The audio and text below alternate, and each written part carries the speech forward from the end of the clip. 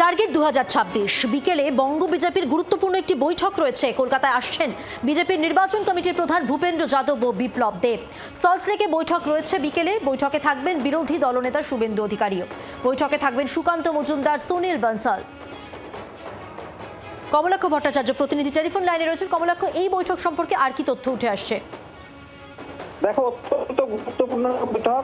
দুর্গাপুজো মিটতে না মিটতেই এবার বঙ্গ বিজেপির শীর্ষ নেতৃত্বদের নিয়ে বিজেপির বঙ্গের 26-এর নির্বাচনী পরিচালনার দায়িত্বে যে দুজন যাদেরকে নিযুক্ত করা হয়েছে, কেন্দ্রীয় বনমন্ত্রী ভূপেন্দ্র যাদব এবং ত্রিপুরার প্রাক্তন মুখ্যমন্ত্রী বিপ্লব দেব, তারা বঙ্গ বিজেপির শীর্ষ নেতৃত্বকে নিয়ে আজকে সাংগঠনিক বৈঠক, বলা যেতে পারে একেবারে নির্বাচনী বৈঠকে বসছেন।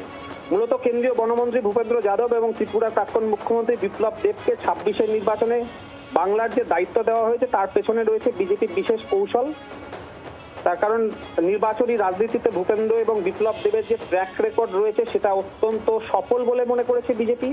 2020-তে ভূপেন্দ্র যাদবের দায়িত্বে ছিল বিহার, সেখানে দারুণ সাফল্য আসে। এর আগেও রাজস্থান, গুজরাট, মহারাষ্ট্রের মতো রাজ্যের দায়িত্ব সামলেও সফল হয়েছিলেন ভূপেন্দ্র যাদব। এবং বিভিন্ন রাজ্যে আদিনব্য যে দ্বন্দ্ব, সেই দ্বন্দ্ব মেটাতে উল্লেখযোগ্য সাংগঠনিক ভূমিকা পালন করেছিলেন ভূপেন্দ্র যাদব। সেই কারণেই বাংলার নির্বাচনী দায়িত্বে রয়েছেন ভূপেন্দ্র যাদব, তাকে স্থির করা হয়েছে। এবং তার সঙ্গে সঙ্গে ভূপেন্দ্র সহকারী হিসেবে যে বিপ্লব দেব, তুমি জানো নিশ্চয়ই যে বিজেপিকে ত্রিপুরায় ক্ষমতায় এনেছিলেন বিপ্লব দেব, এবং হরিয়ানার বিজেপির ইনচার্জ।